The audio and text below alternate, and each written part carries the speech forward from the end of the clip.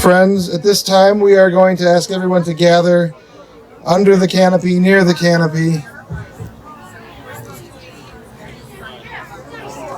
At this time we are going to begin the funeral services for Irv Garber. If you have a cell phone or a pager, I would ask for you to please take a moment to turn it off or place it in the silent mode. And officiating today's services will be Rabbi Shmuel Ertel.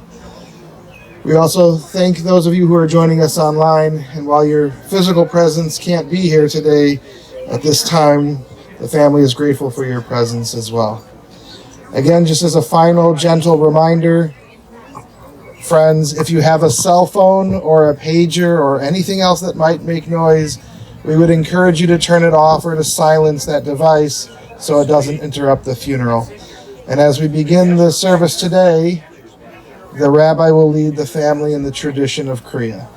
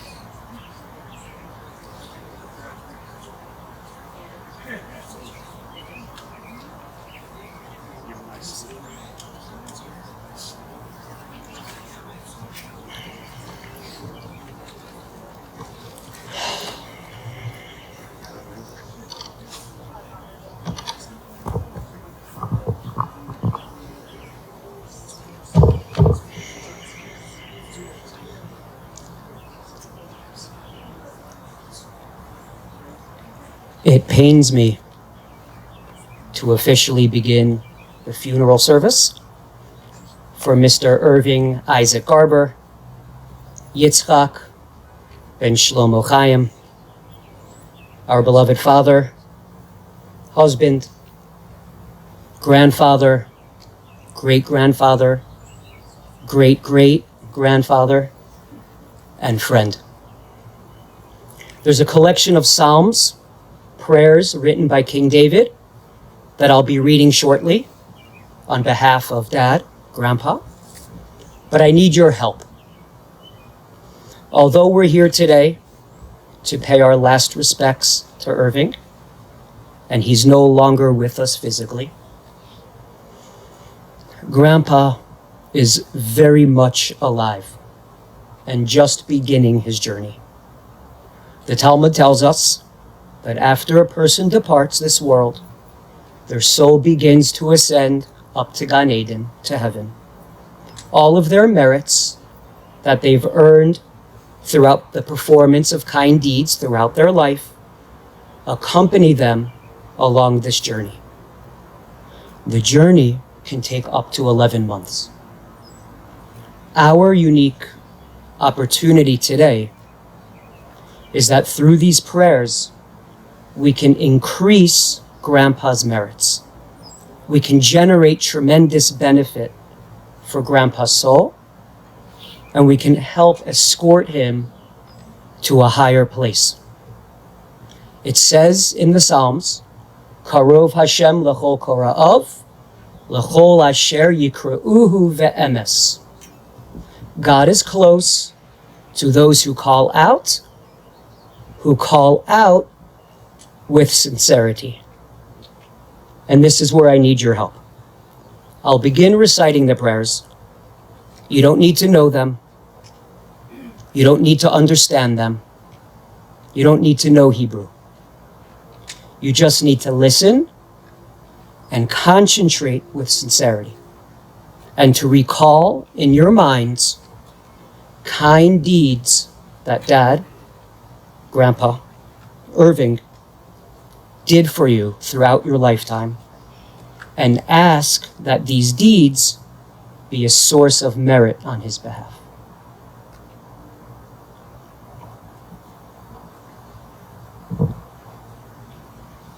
Ashrei ha'ish asher lo halach ba'atzas risha'im uvederech hata'im lo amar uvamoshav leitzim lo yashav ki im besoras Adonai cheftzo uvesoraso yehege yomam v'layla v'haya ke'et shasul al palge mayim asher pirio yitain bi'ito ve'alehu lo yibo v'chol asher ya'aseh yatzliach lo chen harisha'im ki im kamotz asher tifdenu ruach al kain lo yakumu risha'im b'mishpat v'chata'im ba'adas tzadikim ki yodea Adonai derech tzadikim v'derech risha'im toved.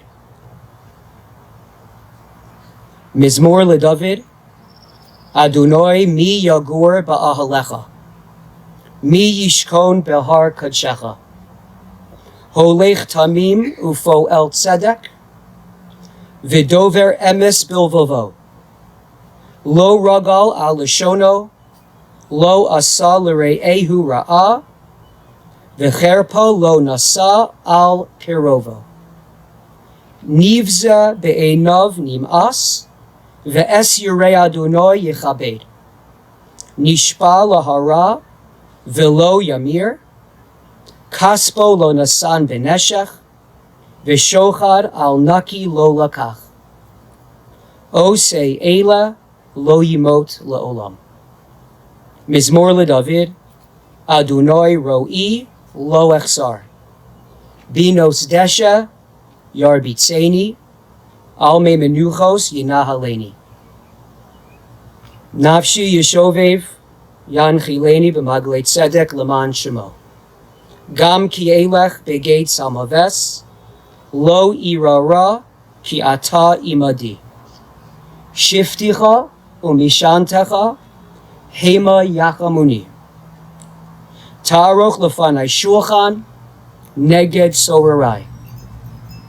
Dishanta v'shemen roshi kosi rivaya. Achtov v'chesed yurdifuni kol yemei chayai. V'shafti beveis Adonai li'orech yomim.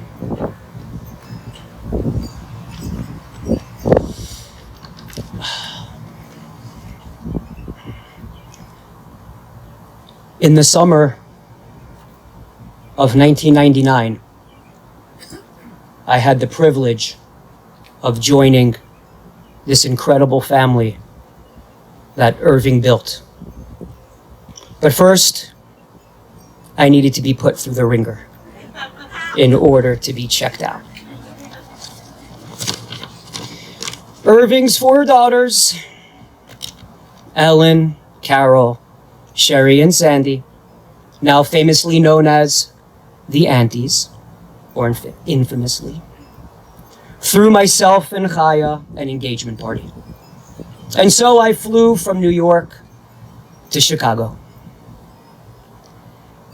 And when I arrived at the terminal, waiting for me at the gate with a hug and a smile was the sweetest and kindest man that I have ever met. That was our Irving Garber. Born on April 8th, 1927, in Birmingham, Alabama, to Sam and Ida Garber, Irving had many interests, ranging from playing baseball to future big leaguers, to boxing, to gemology. But Irving would ultimately arrive at that which would bring him his greatest source of happiness and meaning, his family. He married Phyllis Eisman, our beloved mother, and had twin girls, Ellen and Carol. Soon after, they made their move from Birmingham to Chicago, where they had 2 more daughters. My forever determined mother-in-law, Sherri, and the baby, Sandie. Irving worked hard to support his family and to take care of all their needs. He served his country proudly in World War II, and in the blink of an eye,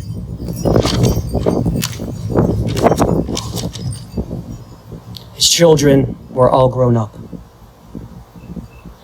It was at this point that Irving became known as Grandpa Irv to so many of us, and he took his position as the patriarch of the family. He was quickly designated the ceremonial hamotzi maker at all the bar mitzvahs and all the weddings that the family would celebrate. Later on in life, he would find love and companionship with Grandma Muriel. And this was the man that I met 23 years ago at the airport.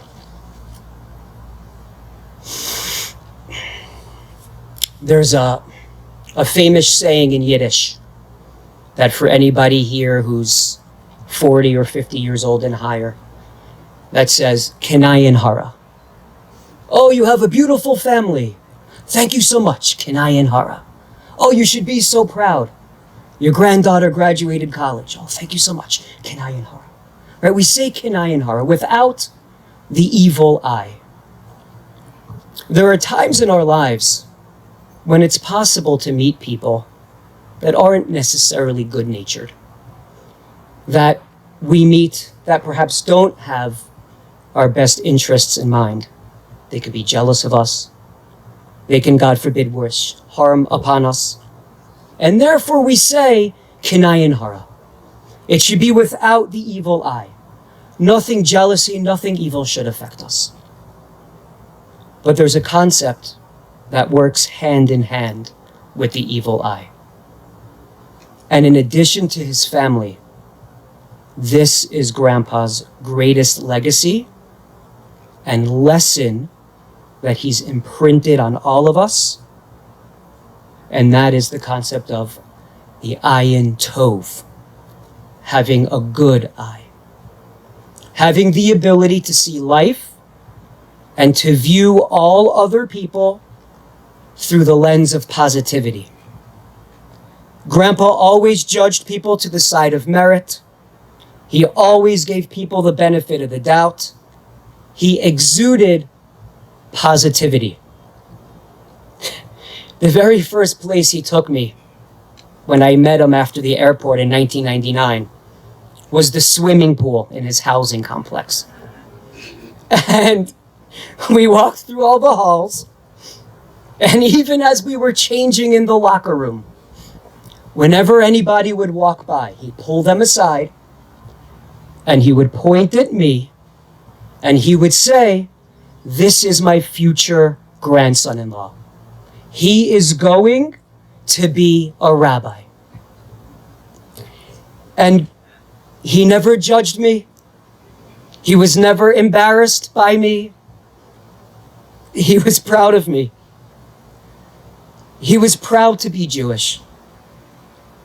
And he told the whole world. Imagine having the integrity and the strength of character that it takes to be a proud Jew, and to view anything and everything that happens to you throughout your entire life in a positive manner. That was Irving Garber. That is the legacy that he leaves behind. That is the man that I'm proud to call my grandfather. We're going to hear from a few different speakers now that are going to share their thoughts and their emotions. I'd like to call up first one of Grandpa's daughters, Ellen Bronfeld.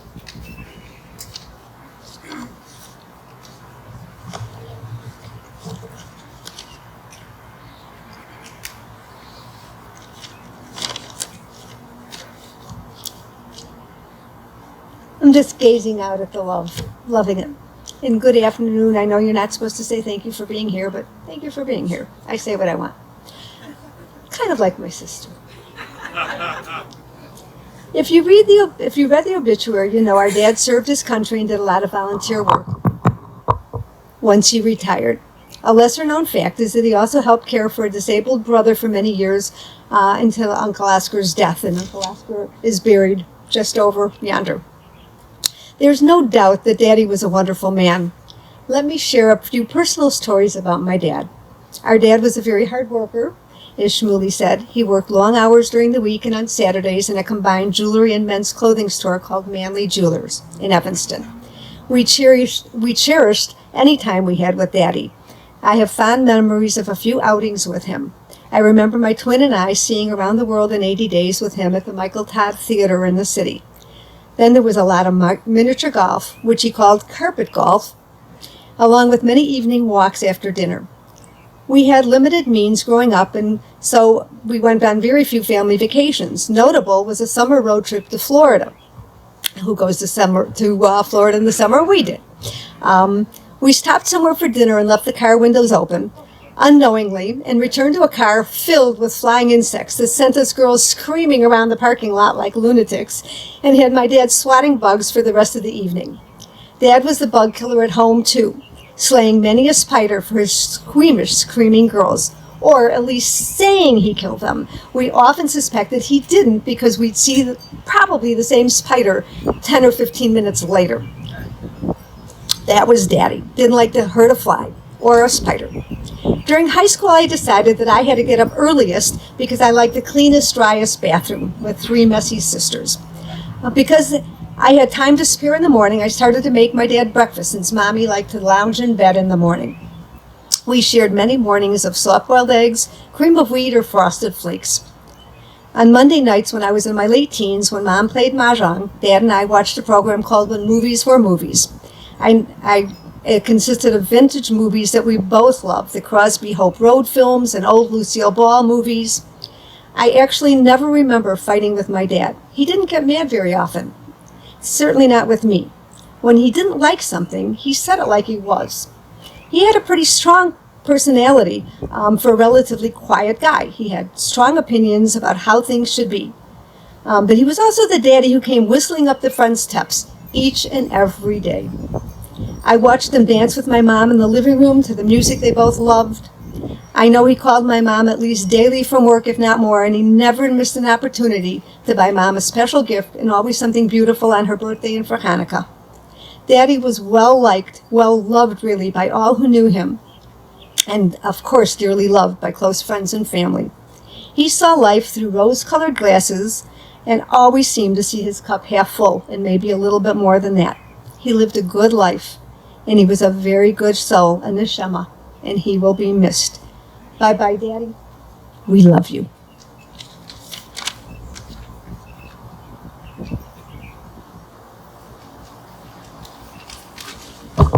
I'd like to call up Scott Shachtman, eldest of the grandchildren. Thanks, buddy. Yeah, thanks. Hello, everybody. I'm Scott Shachtman.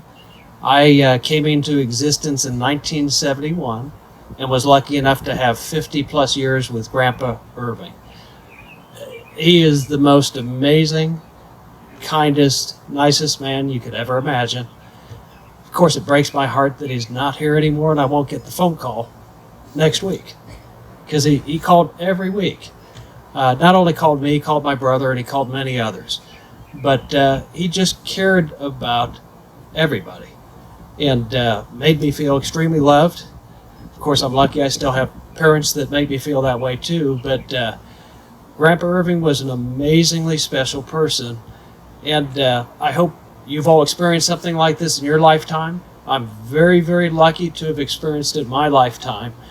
I know our family appreciates everything that he has done and will continue to do to influence us in our lives, and really appreciative that everybody is here celebrating his life, and I will continue to celebrate his life for the entirety of mine. Thank you.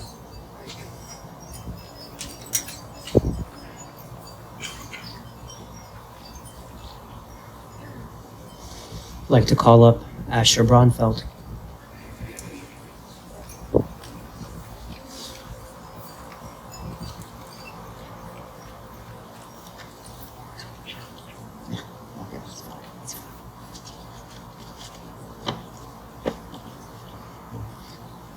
You know, I had prepared about an hour of material on the evil eye, and you took my speech all the way from me. So, all right, no problem. Luckily for you, it'll be cut down to 5 to 10 minutes. First of all, I want to welcome everyone who made it here. We have people representing us from the West Coast to the East Coast. There's a lot of love in this country for the man that we are paying tribute to today. I've heard it said that one of the key aspects of life, a real secret formula, is to die young as late as possible. And the man that we're paying tribute to did precisely that. Lived to be 95.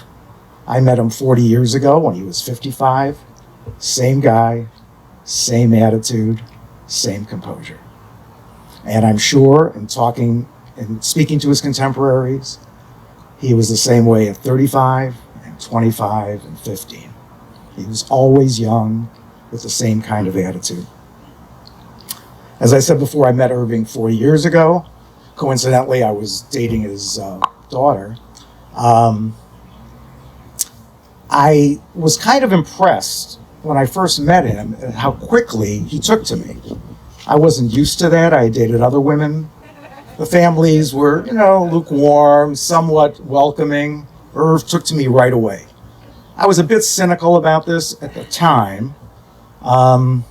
After all, he had a daughter who had dated or married most of the eligible bachelors in the greater Chicago area. I thought, with the dwindling pool of eligible bachelors, that there would be some incentive to be nice to me. And I turned out to be wrong about that, and it was all genuine. But that takes a certain amount of time to realize that. So a year later, I married his daughter, and as a bonus, I had a second father. My birth father and Irving were diametrically opposed. They both had virtues, but they had nothing much in common. As a matter of fact, I think the first dinner that the Machatonim had together, my mother came over to me and said, that in Yiddish, that Irving is a really, really nice guy. Are you sure he's Jewish? That juxtaposition we'll work on later, but there's a lot more time for that. So, needless to say, we had some common interests. One of them was golf. And within the first year or two of my marriage, we were out there playing at least a couple of rounds a year. I would say over the course of time, we played 50 to 75 rounds together. And I noticed something about him, which I'm going to use as my story about Irv, because I think it encapsulates everything that's already been said. He had a quirky habit. So I would get up to the driving, I would get up to drive the ball on the tee. And as soon as my club met the ball and that click happened, Irv would say, "Great shot," or "Nice shot." And I think there are some other golfers here who have played with Irv who have witnessed the same thing. Well, I went through 3 stages with this because, this would be a constant thing. And first, there was a little bit of annoyance because here I am hitting a ball, heading to somebody's bird feeder in their backyard, and Irv just said, "Nice shot." Ball heading into a pond, same thing, "Nice shot, great shot." I thought, is this empty praise? Is he trying to get on my good side? What is the point of this?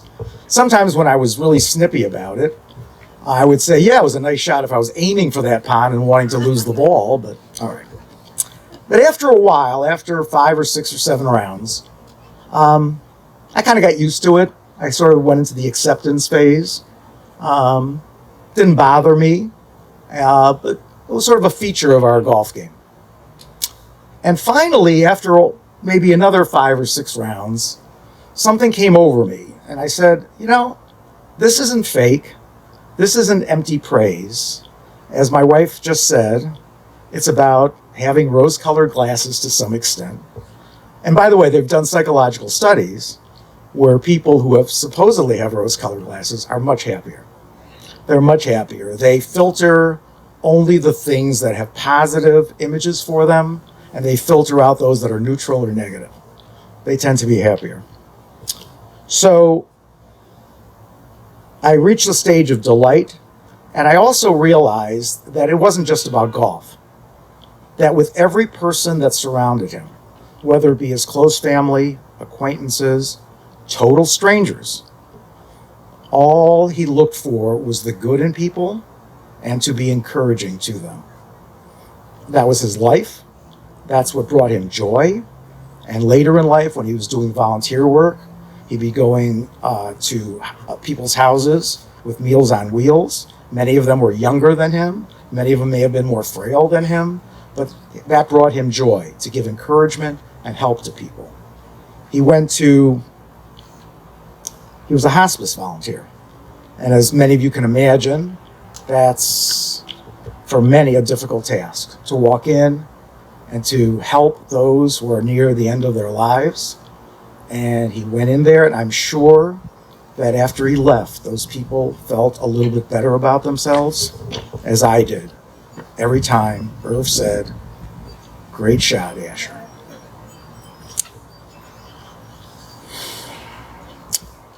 I'd like to conclude by simply saying, and I'm going to paraphrase an Irving Berlin lyric.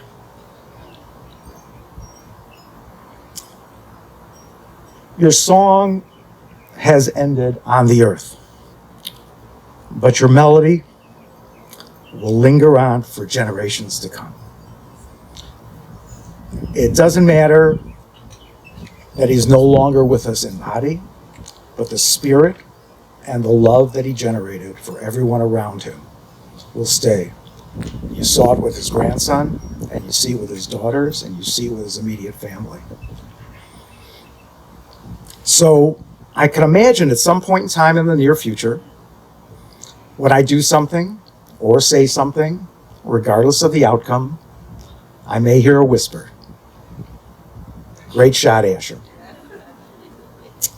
Thank you, Dad. Rest in peace.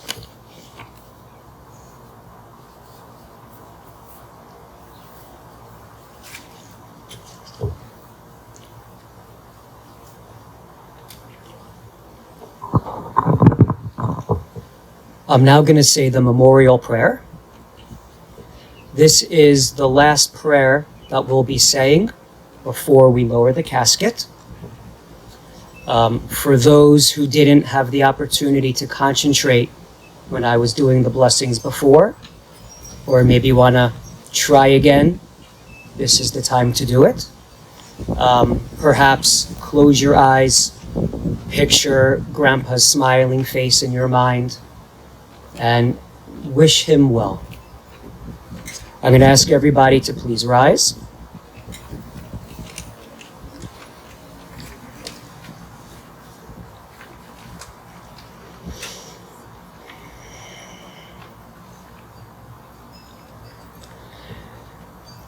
El Mole Rachamim, Shochein Bamaromim, Hamse Menucha Nechona, Al Kanfei Shechina. Bema'alos Kedoshim Utahorim, Kezohar Harakia, Mazhirim, Esnishmas, Yitzchak, Ben Shlomo Chaim. Shahalach La'olamo, Ba'avor Sha'anachnu Mispalalim, Ba'ad Hazkaras Nishmaso. Began Eden, Shetehe Menuchaso, Lechein, Baal Harachamim, Yastirehu, Baseser, Kenofav, La'olamim.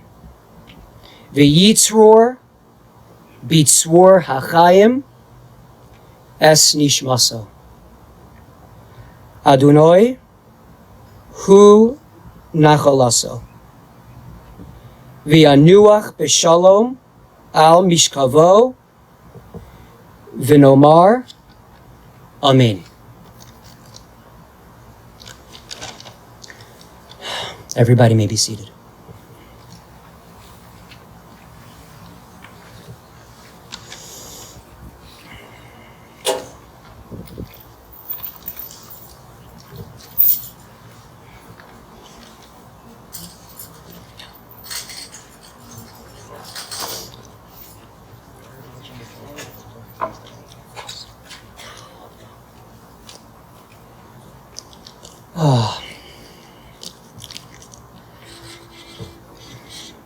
As Grandpa is being lowered down to his final resting place, there's a custom that if there's anybody in the audience, just privately in their own mind, that wants to ask Grandpa Irv for forgiveness for something, or would like to forgive Grandpa Irv for something, this is the last opportunity for that.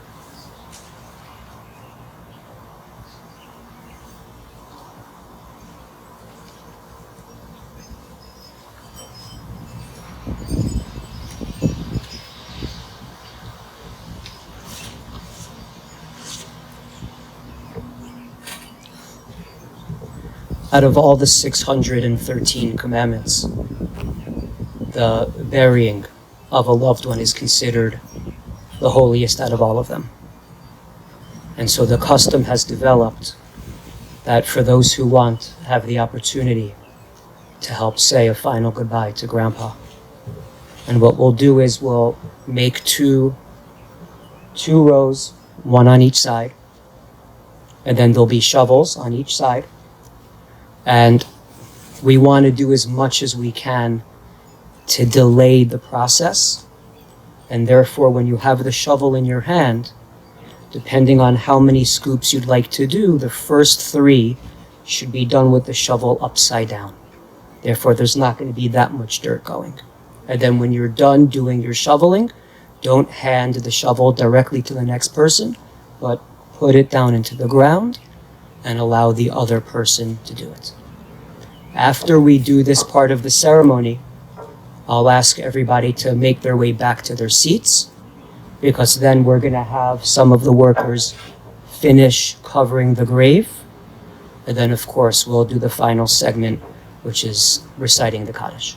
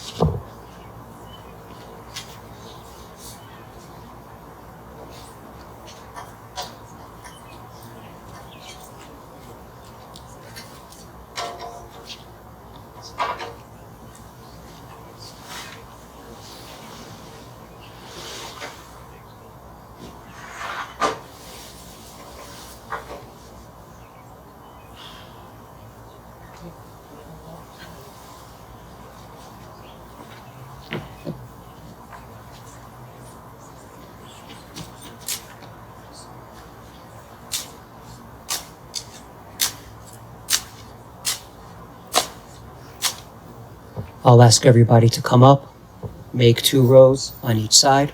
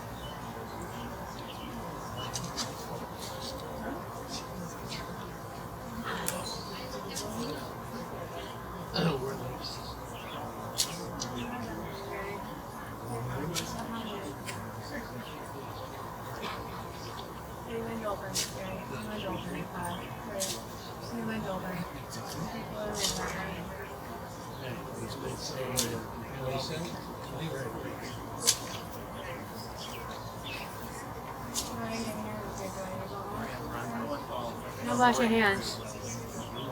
What I'm saying.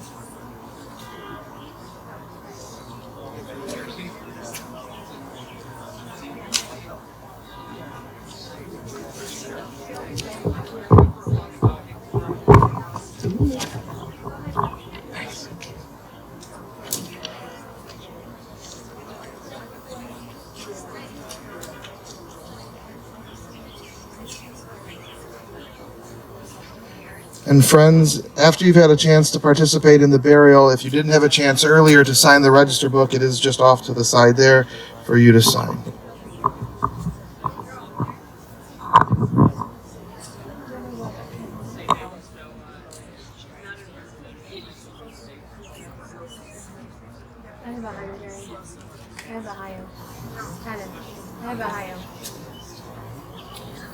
Yeah.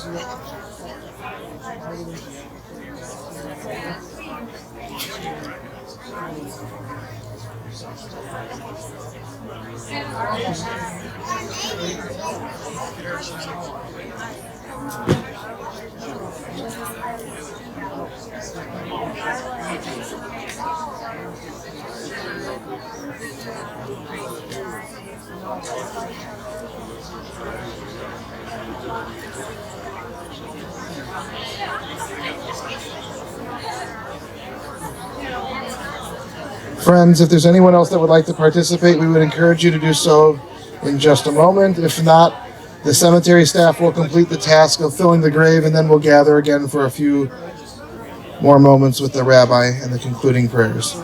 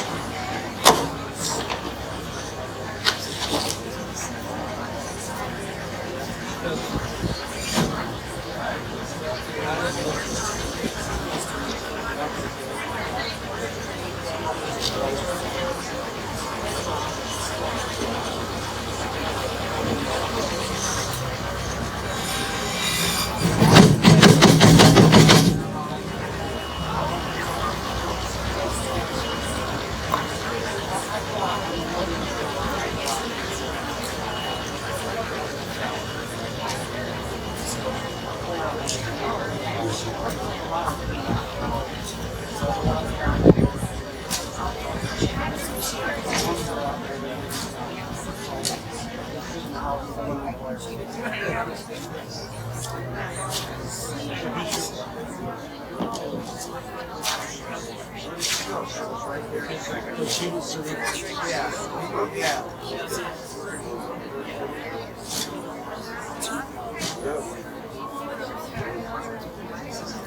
you say?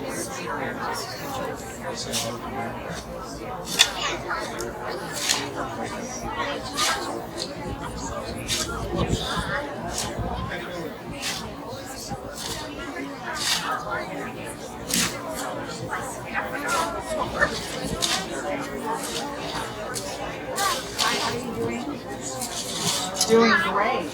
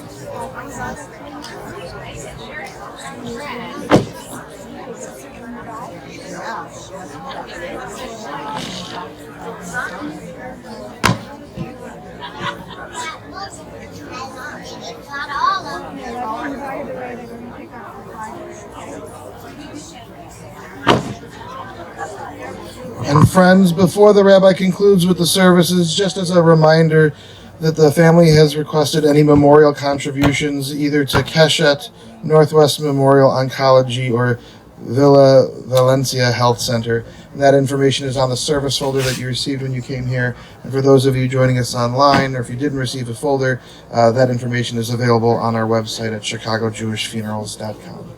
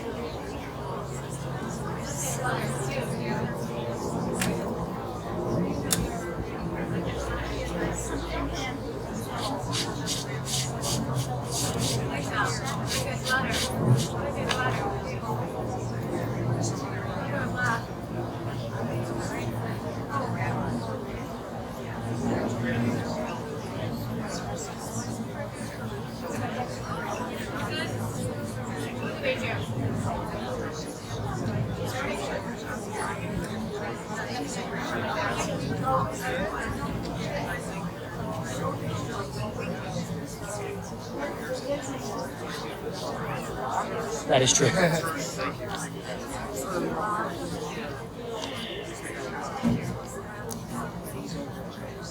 I think you should be up there.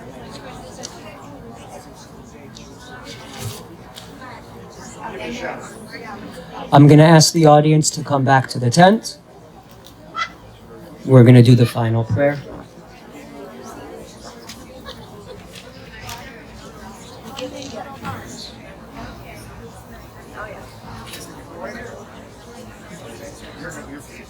All right, folks.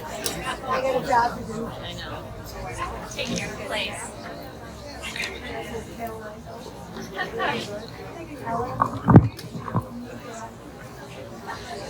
We're going to be saying the final prayer now, the Kaddish Prayer. If I can ask everybody to come back and to please stand up as we bid our final farewell.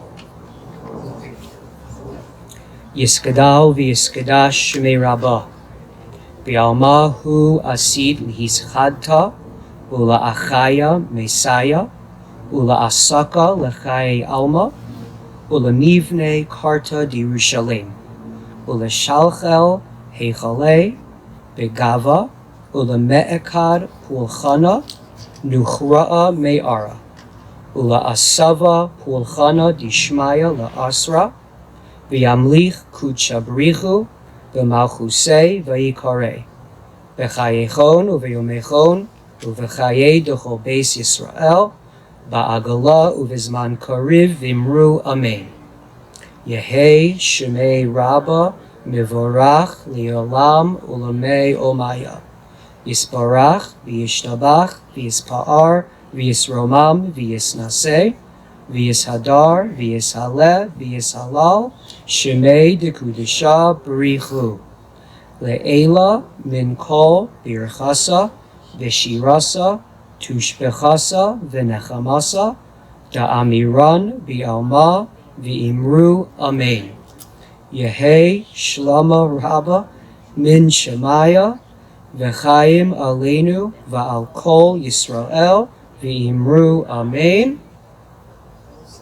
Osei shalom b'mramav, hu ya'aseh shalom aleinu, v'al kol Yisrael, V'imru amen.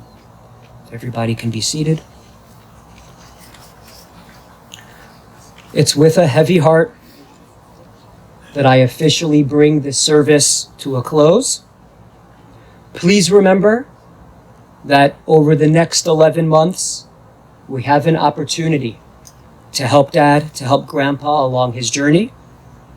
Let's take his legacy of life with us into our own lives.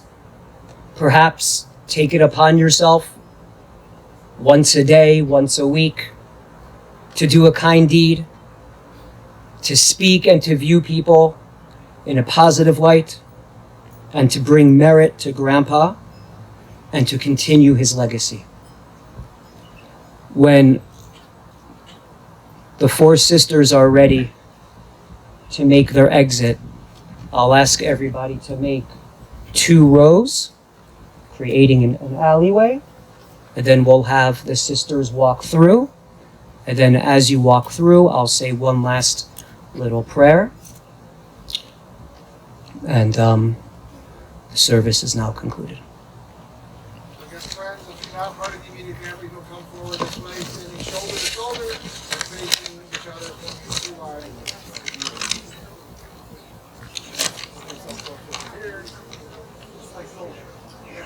Lech b'shalom, v'sanuach b'shalom, v'sa'amod l'gorelecha, l'kates hayamin.